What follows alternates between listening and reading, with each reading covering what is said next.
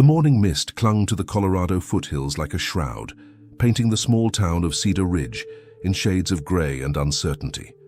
Harold Bennett knelt among his prize-winning tomatoes, his weathered hands carefully tending to each plant with the devotion of a man who had found solace in the earth, after losing his beloved wife Margaret just 2 years prior. At 68, Harold moved with the deliberate precision of someone who understood that every moment mattered. His neighbor, Mrs. Patterson, often remarked how he'd transformed grief into something beautiful. His backyard had become a sanctuary of vegetables, herbs, and flowers that seemed to defy the harsh mountain climate. "Morning, Harold," called Marcus Fletcher from the adjoining property, his voice carrying that familiar jovial tone that had characterized their 30-year friendship. Marcus owned the house next door and had been Harold's business partner in Green Valley Landscaping for over a decade. Their small company had built a solid reputation throughout Cedar Ridge, transforming ordinary yards into suburban paradises. Harold waved without looking up, absorbed in examining a particularly promising cluster of cherry tomatoes. The September air held that crisp promise of autumn, and he wanted to harvest every last vegetable before the first frost claimed his garden. "Emma's coming for dinner tonight," Harold called back, referring to his granddaughter who lived in Denver, but visited religiously every weekend since Margaret's passing. Emma Walsh, 32 and fiercely independent, had become Harold's anchor in the turbulent sea of widowhood. Marcus approached the fence separating their properties, his expression shifting to something Harold couldn't quite read in the morning shadows. "That's nice, Harold. Real nice." There was something different in Marcus's voice, a tension that hadn't been there yesterday when they'd discussed their upcoming landscaping project for the Riverside Shopping Center. Harold finally looked up, studying his friend's face. Marcus seemed pale, almost nervous, his usually steady hands fidgeting with a piece of paper. "You feeling all right, Marcus? You look like you've seen a ghost." Marcus forced a laugh that sounded hollow in the crisp mountain air. "Just tired, I guess." "Listen, Harold, I need to talk to you about something important. Business-related. Could you come over for a few minutes?" Harold dusted the soil from his knees and checked his watch. 8:30 a.m. Emma wouldn't arrive until evening, and he had planned to spend the morning in his garden before tackling the paperwork that had been piling up in his home office. The mundane tasks of managing Green Valley Landscaping had become increasingly complex, and Harold often wondered if he was getting too old for the business side of things. "Sure thing. Let me just wash up." As Harold walked toward his back door, he felt an odd chill that had nothing to do with the September morning. Something in Marcus's demeanor reminded him of the day Margaret had received her diagnosis, that same underlying current of dread that people tried desperately to hide behind forced normalcy. The last thing Harold remembered clearly was the sound of his garden gate clicking shut behind him, and Marcus's voice saying, "I'm sorry, old friend, I really am."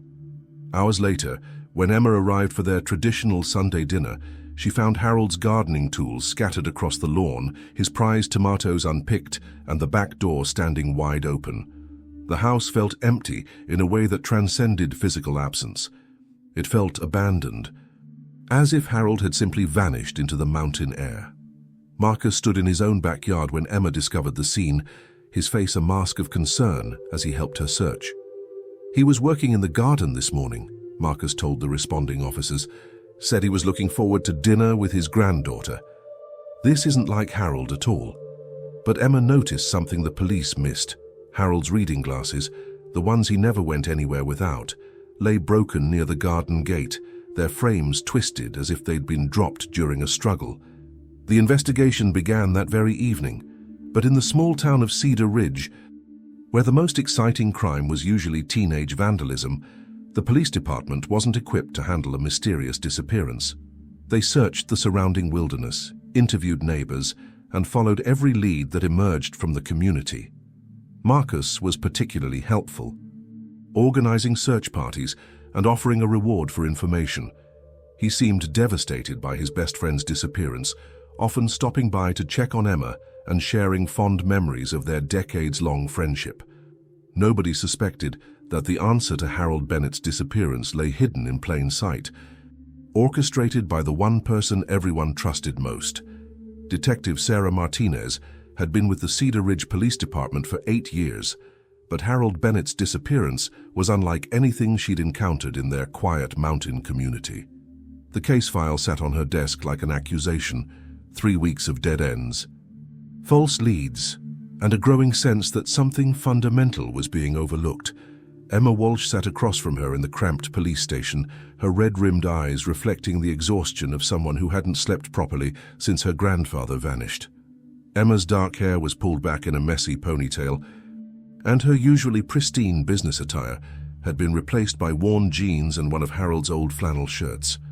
"Tell me again about your grandfather's routine," Detective Martinez said, her pen poised over a fresh notepad. "Even the smallest detail might be important." Emma took a shaky breath. Grandpa was incredibly methodical. Every morning at 7, he'd have coffee and read the local paper. By 8, he'd be in his garden. He knew every plant, every growth pattern. That garden was his therapy after Grandma died. And Marcus Fletcher, how long had they been business partners? 12 years, maybe 13. They started Green Valley Landscaping after Grandpa retired from the county maintenance department. Marcus had the business sense. Grandpa had the horticultural knowledge. They seemed to complement each other perfectly. Detective Martinez made notes, but something about Emma's tone suggested hesitation. "Seemed to?" Emma shifted uncomfortably. "I don't know. Maybe I'm reading too much into things, but lately there were tensions. Grandpa mentioned that Marcus was pushing to expand the business, take on bigger commercial contracts. Grandpa preferred their smaller residential jobs.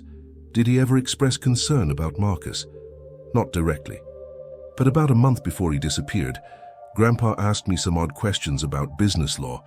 He wanted to know about partnership agreements. What happens if partners disagree on major decisions? He seemed worried about something." Detective Martinez felt the familiar tingle of intuition that separated good cops from mediocre ones. "Did you see Marcus the day your grandfather disappeared?" "He was in his backyard when I arrived. He seemed genuinely shocked and helped organize the first search party. But—" Emma paused, wrestling with loyalty and suspicion.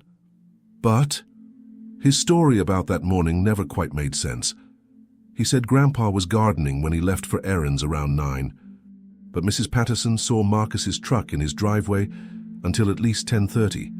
And when I found Grandpa's broken glasses by the gate, Marcus was quick to suggest they might have fallen during a medical emergency. Detective Martinez underlined Marcus's name twice. "Have you spoken to him recently? He calls every few days, asking about the investigation.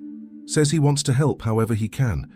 He even offered to buy out Grandpa's share of Green Valley Landscaping to help with finances during this difficult time." The detective's eyebrows rose. "That's interesting timing." "That's what I thought. Grandpa always said the business was worth more than Marcus let on. They had some lucrative contracts lined up, including that big shopping center project." Detective Martinez spent the rest of the day re-examining the case from a new angle. She drove through Cedar Ridge, noting the surprising number of properties bearing Green Valley Landscaping signs. For a small-town operation, they seemed remarkably successful. At the county courthouse, she discovered that Green Valley had recently bid on several major municipal contracts worth hundreds of thousands of dollars. Harold Bennett's signature was required on all partnership documents, but interestingly, Marcus had been pushing to change their business structure to allow unilateral decision-making. That evening, Detective Martinez sat in her car across from Marcus Fletcher's house, watching him through his kitchen window. He moved with nervous energy, frequently checking his phone and pacing. For a man worried about his missing best friend, Marcus seemed more agitated than grief-stricken. Her radio crackled to life. "Detective Martinez, we've got something. Anonymous tip about suspicious activity at an old property on Mountain View Road. Caller said they've seen lights and movement in what should be an abandoned building. On my way." As she drove toward the outskirts of town, Detective Martinez couldn't shake the feeling that Harold Bennett's disappearance was about to reveal secrets that someone had worked very hard to bury.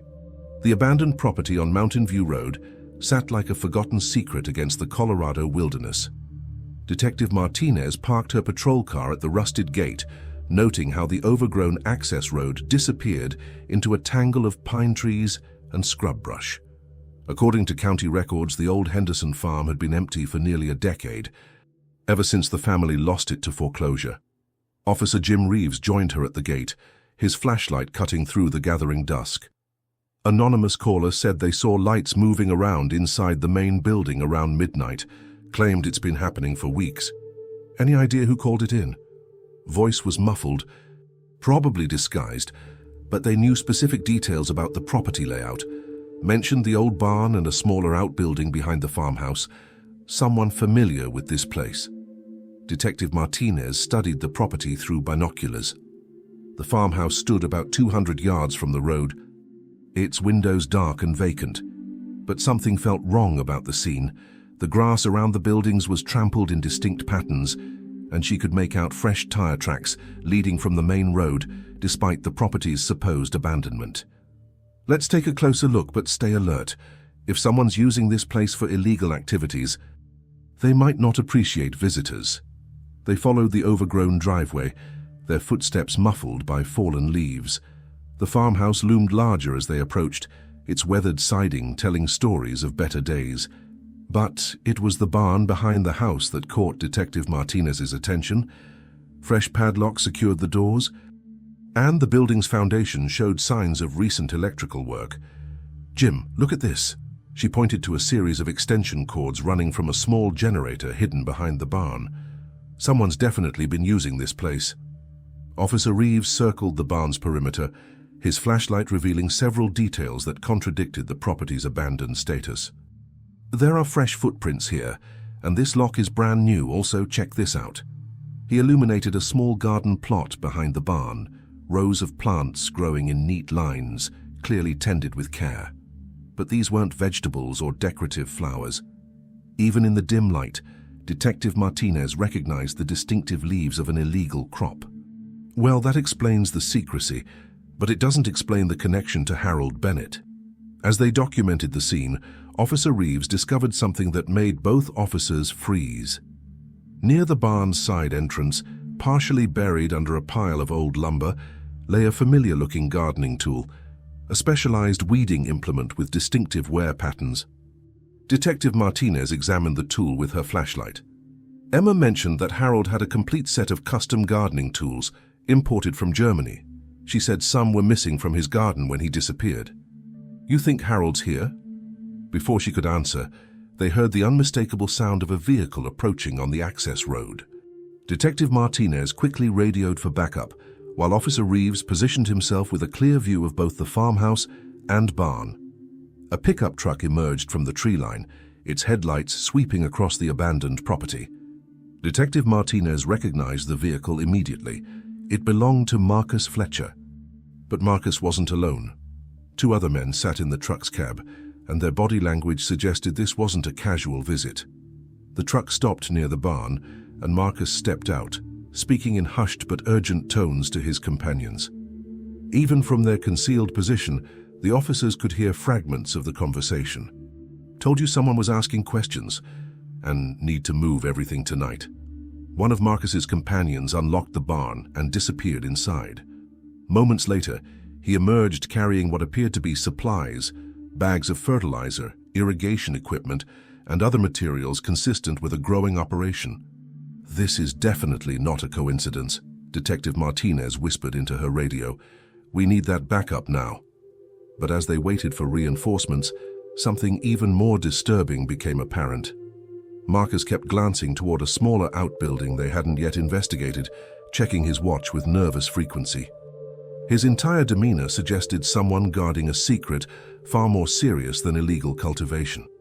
The smaller building had no windows, but Detective Martinez noticed that it too had been recently equipped with electrical connections.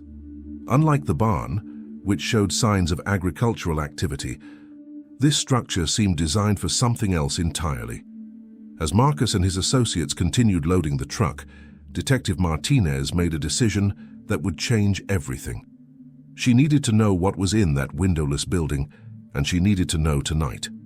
The anonymous tip had led them to Marcus Fletcher's secret operation, but Detective Martinez suspected they were about to discover that Harold Bennett's disappearance was connected to something far more sinister than anyone had imagined. Detective Martinez's heart pounded as she crept toward the windowless outbuilding, her weapon drawn and senses heightened. The backup units were still 15 minutes away, but Marcus and his associates showed signs of preparing to leave. Whatever secrets this building held might disappear forever if she waited. Officer Reeves provided cover as she approached the structure's only door. Up close, she could see that the building had been recently reinforced. New locks, reinforced hinges, and what appeared to be soundproofing material around the doorframe. This wasn't just storage, this was a prison. A faint sound from inside made her freeze. It was barely audible, but unmistakably human. A weak cough, followed by what sounded like someone shifting position. Detective Martinez's training kicked in as she realized they might have found Harold Bennett alive. She positioned herself beside the door and listened intently. The sounds inside were rhythmic, like someone breathing with difficulty.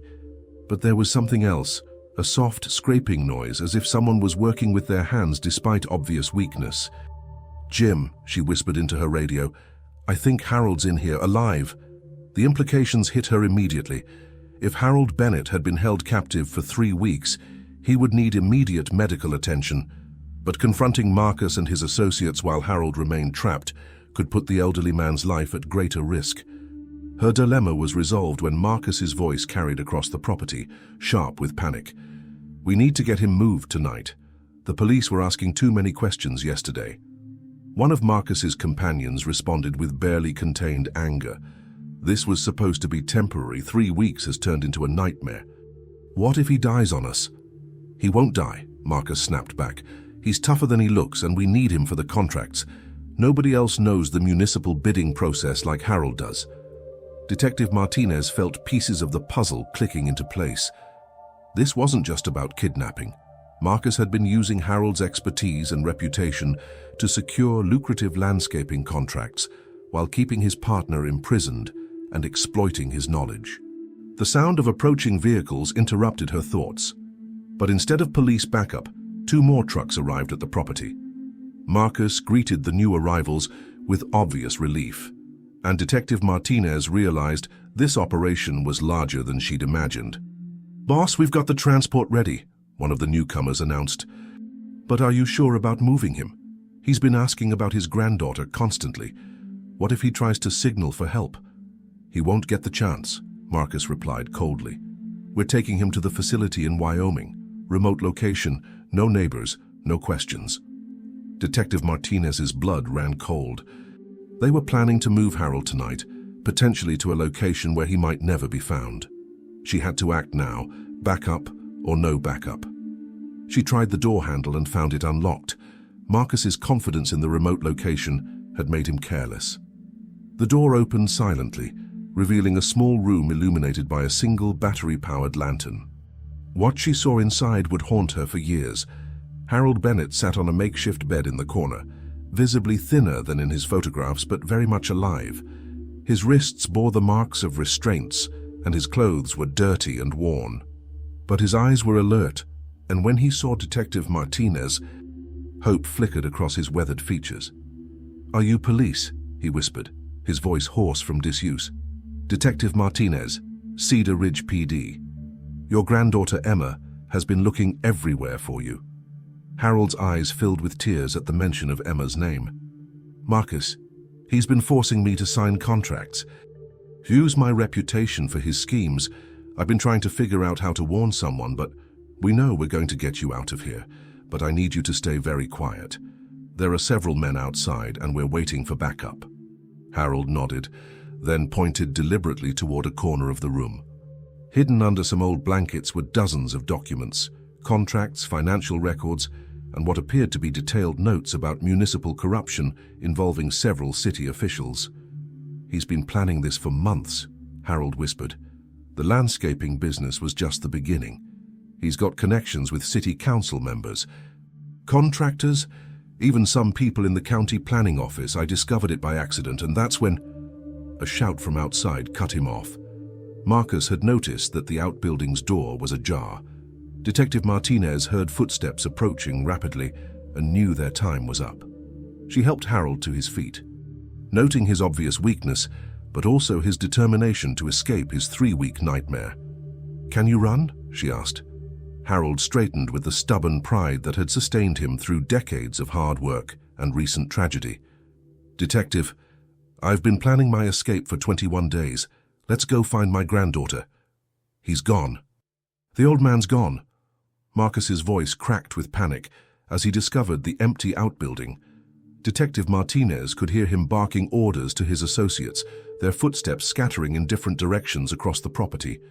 She helped Harold navigate through the dense pine trees behind the abandoned farm, moving as quickly as his weakened condition allowed. 3 weeks of captivity had taken their toll, but Harold's determination to see Emma again drove him forward with surprising strength. "There's a service road about half a mile north," Harold whispered, his breath visible in the cold mountain air. "I memorized every detail of this place during my stay. Marcus brought me here blindfolded, but I could tell we weren't far from town by the drive time." Detective Martinez admired the old man's strategic thinking. Even in captivity, Harold had been gathering intelligence and planning his escape. She radioed their position to Officer Reeves while keeping them moving through the wilderness. Behind them, flashlight beams swept through the trees as Marcus's crew organized a search. Their voices carried through the night air, revealing the desperation of men whose criminal enterprise was collapsing. "Find him before the cops get here," Marcus shouted. "If Harold talks, we're all finished. The contracts, the city deals, everything falls apart." "Maybe we should cut our losses," one of his associates replied. "This has gone too far, Marcus. Kidnapping, forced labor, this isn't what we signed up for." "You signed up for the money. And there's millions at stake. That municipal stadium contract alone is worth $3 million. Harold's signature gets us that contract." Detective Martinez felt her radio crackle with an update that sent relief flooding through her. "Detective, this is Sergeant Williams. We've got 6 units surrounding the property and a medical team standing by. What's your status?" "I have Harold Bennett. He's alive but needs medical attention. Suspects are armed and searching for us in the woods north of the main buildings." As they pushed through a particularly dense thicket, Harold stumbled and nearly fell. Detective Martinez caught him, noticing how his hands trembled from exhaustion and malnutrition. "Detective, I need to tell you something important," Harold said, stopping to catch his breath. "Marcus didn't work alone on this. There are city officials involved, council members who've been taking kickbacks to steer contracts toward Green Valley Landscaping. We'll sort all that out once you're safe." "No. You don't understand. One of them is Police Chief Reynolds." The revelation hit Detective Martinez like a physical blow. Chief Reynolds had been personally overseeing Harold's missing person case, controlling which leads were pursued and which were deemed unworthy of investigation. He'd been protecting Marcus from the inside. "That's why the investigation stalled," Harold continued. "Marcus told me during one of his visits, said his inside man was making sure the police looked everywhere except the right places." Suddenly, the sound of approaching vehicles made them both freeze. But instead of Marcus's associates, they heard the unmistakable sound of police sirens and radio chatter. The backup had arrived in force. Detective Martinez helped Harold toward the sounds of rescue, but her mind was racing with the implications of his revelation. If Chief Reynolds was involved, then Marcus had been receiving inside information about the investigation from the beginning. They emerged from the tree line to find the abandoned property surrounded by police vehicles, their red and blue lights painting the night in colors of justice and relief. Paramedics rushed toward Harold the moment they saw him, but the old man insisted on speaking first. "Emma," he said urgently to Detective Martinez, "I need to see Emma. And detective, be careful who you trust with this information. Marcus has friends in places you wouldn't expect." As the paramedics began their assessment, Harold reached into his shirt pocket and pulled out a small, crumpled piece of paper. "I managed to write down everything I overheard during my captivity. Names, dates, contract numbers. Marcus thought I was too broken to pay attention. But I was documenting everything." Detective Martinez took the paper, recognizing it as potentially the most important evidence in a case that was rapidly expanding beyond a simple kidnapping. The list included not just city officials, but contractors, land developers, and even some federal employees involved in environmental permits. In the distance, she could see Marcus Fletcher being led away in handcuffs, his face a mask of defeat and rage. But Harold's warning echoed in her mind. This conspiracy reached into the very department sworn to protect Cedar Ridge's citizens. As the ambulance prepared to transport Harold to the hospital, he grabbed Detective Martinez's hand with surprising strength. "Tell Emma I never stopped thinking about her," he said, "and tell her that her old grandfather isn't finished fighting yet. This town deserves better than what Marcus and his friends have been doing to it." Detective Martinez nodded. But she knew the most dangerous part of this case was just beginning. With Chief Reynolds potentially compromised, she would have to be very careful about who she trusted with Harold's explosive revelations. The fluorescent lights of Cedar Ridge General Hospital cast harsh shadows across Emma Walsh's face as she paced the waiting room corridor. Detective Martinez had called her 20 minutes ago with news that seemed impossible after 3 weeks of despair. Harold Bennett was alive, rescued, and asking for his granddaughter. Emma's hands shook as she clutched her phone, replaying the detective's words. "He's weak but conscious, and the first thing he asked about was you."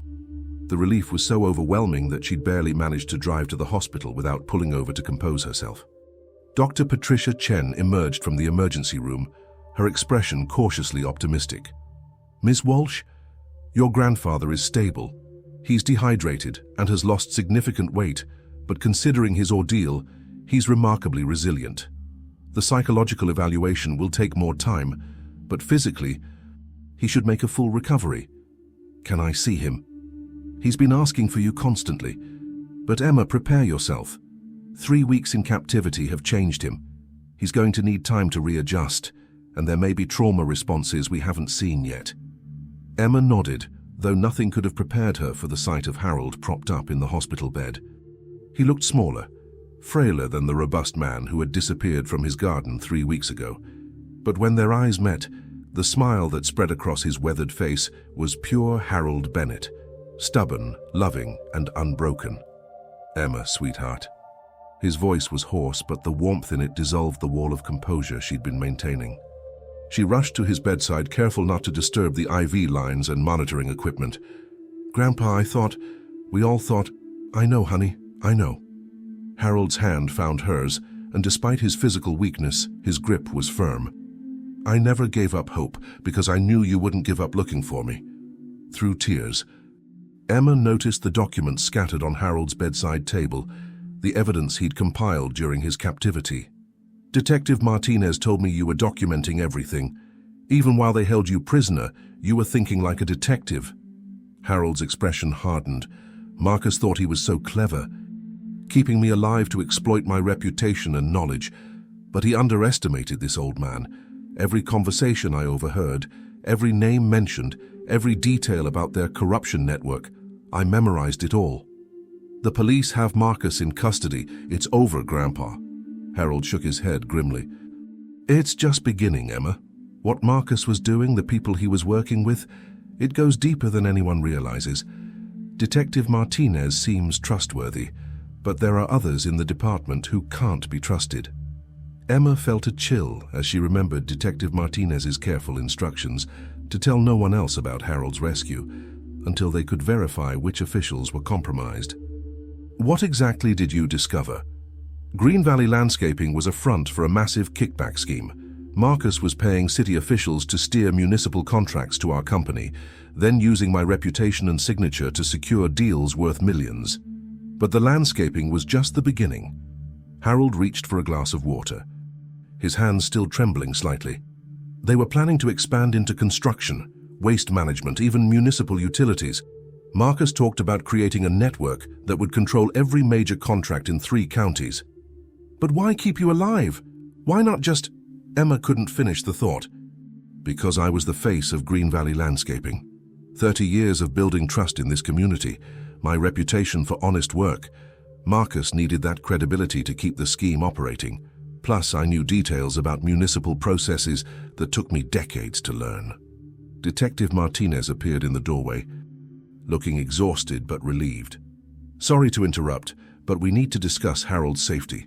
We've arrested Marcus and 3 of his associates, but until we know the full extent of this conspiracy, you both could be targets." "Have you identified the other officials involved?" Emma asked. Detective Martinez glanced around the room cautiously before responding. "We're working on it.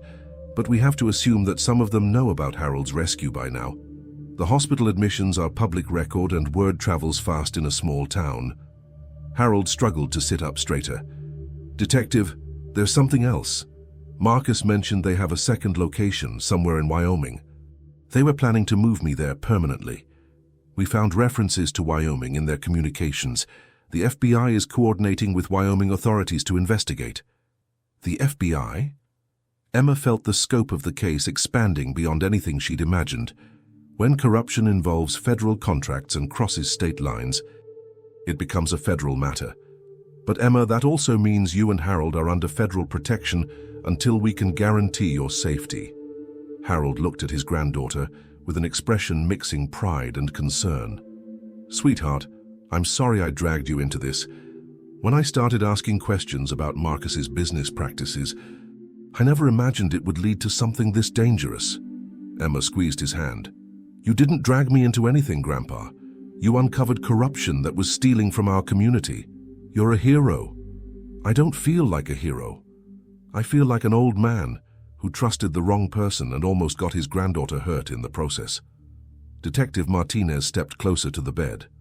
Harold, what you've given us could bring down a criminal network that's been operating for years, but we need you to be very careful about who you talk to and what you say. Until we know everyone involved, trust no one except Emma and me. As if summoned by her words, footsteps approached in the hospital corridor, measured. Authoritative steps that made Detective Martinez tense visibly. That sounds like Chief Reynolds, Harold whispered urgently. Detective, remember what I told you about not trusting everyone in your department. The footsteps stopped outside Harold's room, and all three of them held their breath, knowing that the next few minutes would determine whether Harold's rescue marked the end of his ordeal or just the beginning of an even more dangerous phase. Chief Reynolds appeared in the doorway of Harold's hospital room, his imposing figure filling the frame. At 55, he commanded respect through decades of law enforcement experience. But Detective Martinez noticed something different in his demeanor, a tension that hadn't been there during their morning briefings about Harold's disappearance. Harold Bennett, Chief Reynolds said, his voice carrying forced warmth. Thank God you're alive. The whole department has been working around the clock to find you. Harold's grip on Emma's hand tightened imperceptibly, but his face remained carefully neutral. Chief Reynolds, I appreciate everything the department has done. Detective Martinez watched the interaction carefully, noting the subtle undercurrents. Chief Reynolds seemed more interested in assessing Harold's condition than expressing genuine relief at his rescue. Detective Martinez, I need a full briefing on tonight's operation, Chief Reynolds said, his tone shifting to official authority. This is a significant development in a high-profile case. Of course, Chief. Harold was being held at the abandoned Henderson property. We arrested Marcus Fletcher and 3 associates in connection with kidnapping and forced labor charges. Chief Reynolds nodded, but his eyes never left Harold's face. Harold, I hope you understand how traumatic this experience must have been. Sometimes victims of prolonged captivity experience confusion, memory problems, even false recollections of events. Emma felt alarm bells ringing. The chief's words sounded less like concern and more like a warning or threat. Harold's voice remained steady despite his physical weakness. My memory is quite clear, Chief. 3 weeks gives a man plenty of time to think, and I remember every detail of what happened to me. Of course, but we'll want to be very careful about any statements you make. False accusations could damage innocent people's reputations and compromise our investigation. Detective Martinez stepped forward. Chief, Harold has provided crucial evidence about the scope of this criminal operation. We've documented everything according to protocol. Chief Reynolds' jaw tightened almost imperceptibly. What kind of evidence? Harold answered, before Detective Martinez could respond. Names, Chief, dates, contract numbers, conversations I overheard about corruption involving city officials. The room fell silent, except for the steady beeping of Harold's heart monitor. Chief Reynolds' facade of concern was cracking, replaced by something harder and more calculating. Harold, you've been through a terrible ordeal. The mind can play tricks during trauma. Are you certain you want to make serious accusations without more time to recover? Emma had heard enough. Chief Reynolds, My grandfather is one of the most honest, reliable people in Cedar Ridge. If he says he overheard conversations about corruption, then that's exactly what happened." Chief Reynolds turned his attention to Emma with a smile that didn't reach his eyes. "Miss Walsh, of course you want to believe your grandfather, but false accusations could destroy innocent careers and derail our investigation into the real criminals." Harold struggled to sit up straighter in his hospital bed. "Chief, I'm curious about something. How did Marcus know so much about the progress of the police investigation? He seemed remarkably well informed about which leads you were pursuing and which ones you decided weren't worth following." The question hung in the air like an accusation. Detective Martinez felt the pieces clicking into place as she watched Chief Reynolds' reaction. A momentary flash of panic quickly suppressed. "I'm not sure what you're implying, Harold." "I'm not implying anything, I'm stating it directly. Marcus Fletcher had inside information about the police investigation into my disappearance. Someone in the department was feeding him information." Chief Reynolds' voice hardened. "That's a very serious accusation, Harold. One that could destroy careers and undermine public trust in law enforcement. Are you prepared to prove such a claim?" Harold reached slowly for the documents on his bedside table. "Actually, I am." He held up a piece of paper covered in his careful handwriting. Marcus was quite talkative during his visits. He mentioned specific details about the investigation, details that only someone with access to police reports would know. Detective Martinez felt her pulse quickening as she realized Harold had been even more strategic during his captivity than she'd imagined. He'd not only documented Marcus's criminal network, but had also identified the source of the information leak within their own department. On September 15th, Marcus told me that the police had decided not to search the old industrial area north of town because they didn't have enough manpower. That decision was made in a closed meeting that only department supervisors attended. Chief Reynolds' composure finally cracked. "Harold, you're playing a dangerous game. Some accusations can't be taken back. Neither can 3 weeks of imprisonment," Harold replied quietly. "Neither can the betrayal of public trust." The tension in the room was electric, as Emma realized she was witnessing more than a conversation. This was a confrontation between her grandfather and the man who had helped orchestrate his kidnapping. Detective Martinez made a decision that would define her career. She stepped between Chief Reynolds and Harold's bed, her hand resting meaningfully on her service weapon. "Chief, I think we need to continue this conversation at the station, with FBI supervision." Chief Reynolds' eyes shifted between Harold's determined face, Emma's protective stance, and Detective Martinez's professional resolve. For a moment, everyone in the room understood that the next words spoken would determine whether this confrontation ended in arrests or violence. "Detective Martinez," Chief Reynolds said slowly, "I hope you understand the implications of what you're suggesting." "I understand them perfectly." "Sir, the question is whether you're going to come quietly or make this situation worse for everyone involved." Chief Reynolds stood frozen in the hospital room doorway, his career and freedom hanging in the balance. The silence stretched for what felt like hours before he slowly raised his hands in surrender.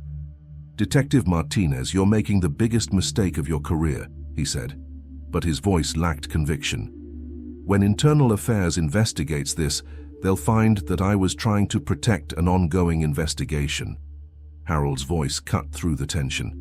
"Chief, I have documentation of 17 different occasions when Marcus mentioned specific details about police activities that only you could have provided, including the decision to scale back the search on October 3rd because of budget constraints."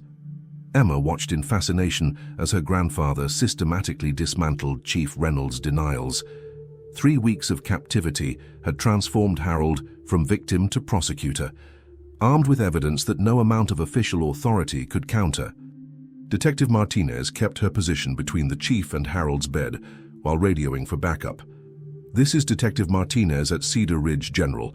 I need FBI agents and Internal Affairs at the hospital immediately. We have a situation involving Chief Reynolds." "You're destroying this department," Chief Reynolds said desperately. 20 years of good police work, gone because of an old man's confused memories." "My memories aren't confused," Harold replied calmly. On September 28th, Marcus told me that you'd convinced the FBI to focus their search on the National Forest area because you had reliable intelligence that I'd been taken there by transients. That was a lie designed to keep them away from the Henderson property. Detective Martinez felt sick as she realized how thoroughly Chief Reynolds had manipulated the investigation. Every dead end, every misdirected search, every frustrated lead had been orchestrated to protect Marcus Fletcher's operation. Harold, even if what you're saying is true, you have no proof of any financial arrangement between myself and Marcus Fletcher, Chief Reynolds said, grasping for any remaining defense. Harold smiled grimly and reached for another document from his bedside table. Actually, I do. Marcus was quite proud of his financial arrangements. He kept detailed records, and he wasn't nearly as careful about hiding them as he thought. Emma leaned forward to examine the paper Harold held. Written in her grandfather's careful handwriting were bank account numbers, transfer dates, and amounts that painted a clear picture of systematic corruption. Marcus told me he was paying you $15,000 per month to keep the investigation misdirected. He also mentioned payments to City Councilman Peterson and Planning Commissioner Williams. FBI agents arrived at that moment, their presence transforming the hospital room into an official crime scene. Agent Catherine Torres took charge immediately, her experience with corruption cases evident in her methodical approach. Chief Reynolds, you're under arrest for conspiracy, obstruction of justice, and accessory to kidnapping, Agent Torres announced. Detective Martinez will need Harold's documented evidence as well as your report on tonight's rescue operation. As Chief Reynolds was led away in handcuffs, he turned back to Harold with a mixture of rage and desperation. This won't end here, Harold. There are others involved, people with more power than you can imagine. You've opened a door that can't be closed. Harold met his gaze without flinching. Good. It's time this community knew the truth about what's been happening in their name. After Chief Reynolds was removed, Agent Torres sat down beside Harold's bed with a digital recorder. Mr. Bennett, we need to go through everything you documented during your captivity. This appears to be part of a much larger investigation we've been conducting into municipal corruption in Colorado. Larger investigation? Emma asked. Emma. The FBI has been tracking suspicious patterns in municipal contract awards across several counties. Your grandfather's case may be the key to understanding a corruption network that spans multiple jurisdictions. Harold looked exhausted but determined. Agent Torres, I documented everything I could remember. Names, dates, amounts, even conversations about expanding their operation into other states. Marcus and his associates weren't just stealing from Cedar Ridge. They were planning to replicate this scheme everywhere they could. How many officials are involved locally? At least 5 that I know of. Chief Reynolds, City Councilman Peterson, Planning Commissioner Williams, Municipal Finance Director Karen Hayes, and someone Marcus called the Judge, though I never heard the full name. Agent Torres made notes while Emma felt the scope of corruption expanding beyond anything she'd imagined. Her grandfather hadn't just been kidnapped. He'd stumbled into a criminal conspiracy that threatened the integrity of their entire local government. Mr. Bennett, you should know that your documentation may be crucial evidence in prosecuting not just your kidnappers, but potentially dozens of officials across multiple states. Harold nodded wearily. 3 weeks ago, I was just an old man tending his garden. Now I'm apparently the key witness in a federal corruption case. Emma squeezed his hand. Grandpa, you're going to help clean up this entire mess. Marcus picked the wrong person to underestimate. Agent Torres stood to leave. We'll have federal marshals providing security for both of you until we can assess the full scope of this conspiracy. Mr. Bennett, your courage in documenting everything during your captivity may have saved your life and exposed a criminal network that could have operated for years. As Agent Torres left to coordinate the expanding investigation, Harold looked at Emma with a mixture of pride and concern. Sweetheart, I'm afraid this is just the beginning. Chief Reynolds was right about one thing. We've opened a door that can't be closed. But sometimes that's exactly what needs to happen. The Colorado morning sun painted Harold Bennett's new garden in shades of gold and green as he carefully tended to his prize-winning tomatoes. At 73, he moved with the same deliberate precision that had characterized his gardening before Marcus Fletcher's betrayal. But there was something different now. a harder edge to his awareness, eyes that constantly scanned his surroundings with the vigilance of a man who had learned never to trust completely again. Emma Walsh pulled into the driveway of Harold's new home on Maple Street, a modest house 3 blocks from his old neighborhood, but worlds away from the memories of that September morning 5 years ago. She carried a manila envelope that would bring closure to a chapter that had defined both their lives. "Morning, Grandpa," Emma called as she approached the garden gate, a sturdy barrier that Harold had installed with multiple locks and a clear view of all approaches. Harold looked up with the smile that had sustained Emma through the federal trials, the media attention, and the slow process of rebuilding their sense of security. "Perfect timing, sweetheart. The tomatoes are just hitting their peak." Emma noticed the small security camera mounted discreetly near the garden shed, part of the comprehensive system the FBI had recommended after Harold received several threatening letters during the corruption trials. Even 5 years later, some people blamed Harold for exposing the network that had stolen millions from Colorado municipalities. "I have news," Emma said, settling onto the garden bench Harold had built beside his prized vegetable plots. The last of them was sentenced yesterday. Harold set down his pruning shears and gave Emma his full attention. The federal corruption case had taken 5 years to fully prosecute, with defendants in 4 states eventually facing justice for their roles in the conspiracy Marcus Fletcher had orchestrated. "Judge Patricia Hawkins got 12 years, Emma continued. "That makes her the 18th official convicted in connection with your case." Harold shook his head in amazement. 18 people. When Marcus was holding me in that building, I never imagined the conspiracy was that extensive. The trials had revealed a corruption network that stretched from small Colorado towns to major cities in Wyoming, Utah, and New Mexico. Marcus Fletcher's landscaping scheme had been just the beginning. The conspirators had been systematically stealing from municipal budgets through inflated contracts, kickbacks, and bid rigging on an unprecedented scale. The FBI estimates they recovered over $43 million in stolen funds, Emma added. "Your documentation made most of those recoveries possible." Harold's expression grew thoughtful as he considered the magnitude of what his ordeal had uncovered. "Sometimes I wonder what would have happened if I'd just minded my own business, never questioned Marcus about those contracts. Then dozens of communities would still be getting robbed, and Marcus would probably have expanded into even more states," Emma replied firmly. "You did the right thing, even if it cost you 3 weeks of freedom and 5 years of looking over your shoulder." They sat in comfortable silence, watching Harold's garden flourish under his expert care. The therapeutic value of growing things had been crucial to his recovery from the psychological trauma of captivity. Dr.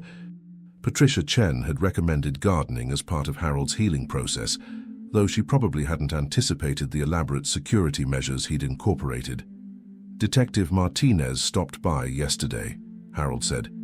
"She's been promoted to chief, youngest in the department's history." Emma smiled. "She deserves it. If she hadn't trusted her instincts about Marcus, you might still be—" "I know, sweetheart. Sarah Martinez saved my life, no question about it." The new Chief Martinez had completely rebuilt the Cedar Ridge Police Department's leadership structure after Chief Reynolds' conviction. The department now operated under federal oversight, with transparency measures designed to prevent the kind of corruption that had nearly cost Harold his life. "There's something else," Emma said, opening the manila envelope she'd brought. "The City Council wants to honor you with a commendation for your service to the community." Harold examined the formal invitation with mixed emotions. Public recognition still made him uncomfortable, a lingering effect of the media attention during the trials. But he understood the symbolic importance of the ceremony. "Will you be there?" he asked. "Of course. And Detective Martinez will be presenting the award. She specifically requested that honor." Harold stood and walked to the garden fence, looking toward the mountains that surrounded Cedar Ridge. Somewhere in those hills was the abandoned Henderson property, where he'd spent 3 weeks planning his survival and documenting the crimes he witnessed. The property had been demolished after the FBI investigation concluded, but Harold could still picture every detail of his prison. "Emma, I want you to know something. Those 3 weeks were the worst of my life, but they were also the most important, not just because we stopped Marcus and his friends, but because they taught me something about the strength people find when they have someone worth fighting for. Emma joined him at the fence, understanding that her grandfather was referring to the determination that had sustained him through captivity, his absolute refusal to give up because he knew she was searching for him. "I never stopped looking for you, Grandpa. Not for a single day." "I know." And that knowledge kept me alive when everything else seemed hopeless. As they stood together in Harold's carefully tended garden, both of them understood that the commendation ceremony would mark more than recognition for Harold's courage. It would represent the community's acknowledgement that sometimes ordinary citizens must risk everything to protect the values that make a community worth preserving. The corruption was gone. The criminals were in prison, and Cedar Ridge was slowly rebuilding the trust that had been so systematically betrayed. But Harold Bennett would never again be the trusting man who had disappeared from his backyard 5 years ago, and perhaps that was exactly the kind of vigilance his community needed. 2 weeks after Harold's commendation ceremony, Emma received a phone call that would reveal one final twist in a case everyone believed was closed. The caller was Dr. James Morrison, a forensic archaeologist with the Colorado Bureau of Investigation. "Ms. Walsh, we need you and your grandfather to come to the old Henderson property site. We've discovered something that changes everything we thought we knew about Marcus Fletcher's operation." Emma found Harold in his garden, as she knew she would. Despite 5 years of healing, he still spent every morning among his plants, finding peace in the rhythm of nurturing life from soil and seed. "Grandpa, we need to take a ride. The investigators found something at the Henderson property." Harold's expression shifted immediately to the alertness that never fully left him anymore. "What kind of something?" They wouldn't say over the phone, but Dr. Morrison sounded like whatever they discovered was significant. An hour later, they stood at the edge of what had once been the Henderson farm, now transformed into an active archaeological site. Ground-penetrating radar equipment and excavation tools dotted the landscape where Harold had once been imprisoned. Dr. Morrison approached them with the careful demeanor of someone bearing difficult news. "Mr. Bennett, Ms. Walsh, thank you for coming. What we've discovered here requires your grandfather's unique knowledge of Marcus Fletcher's operation."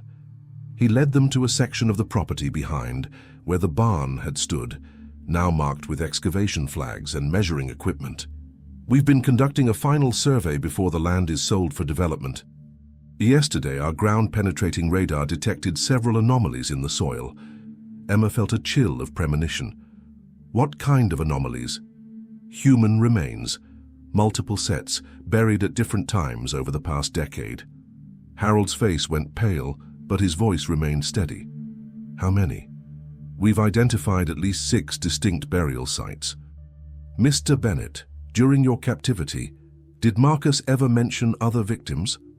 Harold closed his eyes, accessing memories he'd tried to forget. There were references to problems they'd had to handle. Marcus once told one of his associates that I was easier to manage than the others because I was cooperating. We believe Marcus Fletcher's operation wasn't just about corruption and forced labor. The evidence suggests he eliminated people who became liabilities to his conspiracy. Emma sank onto a nearby equipment crate, overwhelmed by the revelation. "You're saying Marcus was a killer?" "The preliminary forensic evidence suggests these deaths occurred over several years. We think Marcus used this property to dispose of people who threatened to expose his criminal network." "Doctor." Morrison showed them photographs of items recovered from the burial sites, personal effects that painted a horrifying picture of Marcus's true nature. "We found the remains of 2 municipal employees who were reported missing in different Colorado counties, a private investigator who had been hired to investigate municipal contract irregularities, and 3 individuals we haven't yet identified." Harold spoke quietly, his voice heavy with the weight of realization. "I survived because I was useful to him. The others probably discovered his corruption and threatened to expose it." "Mr. Bennett, you may have been the first victim Marcus decided to keep alive rather than eliminate. Your knowledge of the municipal system made you too valuable to kill immediately." The implications were staggering. Harold's 3 weeks of captivity hadn't just been about forced labor and exploitation. He'd been living on borrowed time, useful only as long as Marcus needed his expertise. "There's something else," Dr. Morrison continued. "We found evidence of surveillance equipment throughout the property, cameras, recording devices, even GPS tracking systems. Marcus was documenting everything, probably as insurance against his co-conspirators." Emma looked at her grandfather with new understanding of just how close she'd come to losing him forever.